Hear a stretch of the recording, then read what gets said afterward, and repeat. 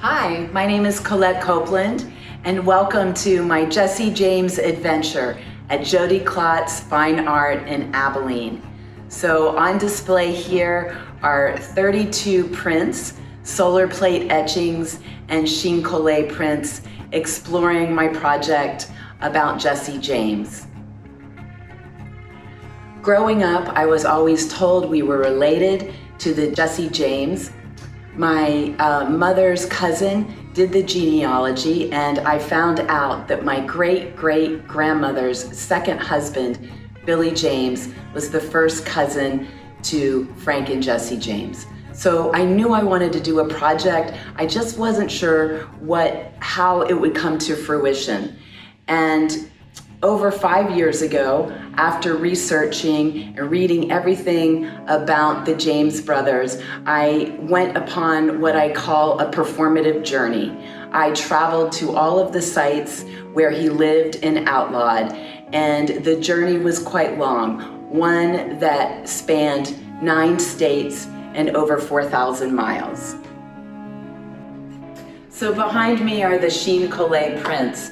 As I was doing the research, I read T.J. Stiles' definitive autobiography of Jesse James, and so I knew that I wanted Stiles' words to be part of these images. So the sheen collé, I aged pages from the book in tea to give them that dark aged look, and then in the printmaking process, using the solar plate etching, I printed directly onto his pages from the book, and as a way of bringing history alive.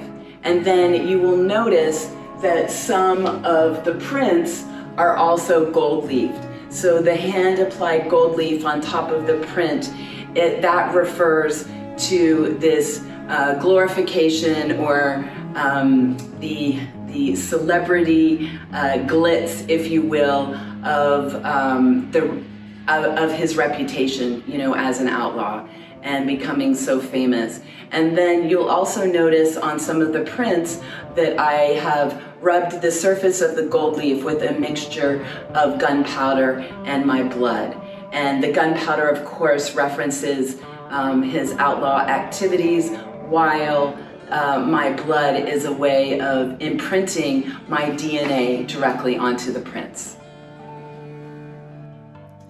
This is the Jesse James Wax Museum, which is located in eastern Missouri. It's a very strange place, and it is dedicated to proving that Jesse James faked his own death and moved to Granbury, Texas, where he lived until the age of 104 and is buried in Granbury, Texas.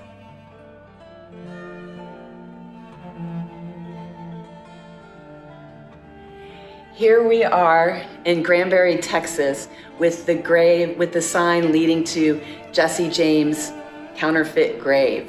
And there was so much controversy over who was the real Jesse James, that there was an exhumation of both graves, the one in Missouri as well as the one in Granbury. And they did DNA analysis, and it was with 99% accuracy that the Missouri grave held indeed the real Jesse James.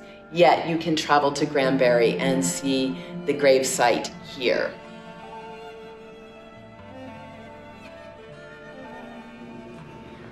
So the print process I'm using is called solar plate etching, and I began using this process about 7 years ago.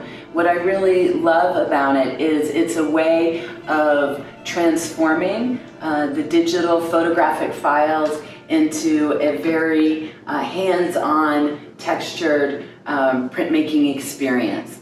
And previously, photogravure was the only way to make a photo etching. And what's great about the solar plate etching is that it is non-toxic, it's chemical-free, and it's really fast. You don't need any special equipment. I can make my plates using the sun and rinse them in water. And it was this was a perfect process for my Jesse James adventure series, because you notice the imperfections in the plates and the textures really lends itself to that aged look for this subject matter.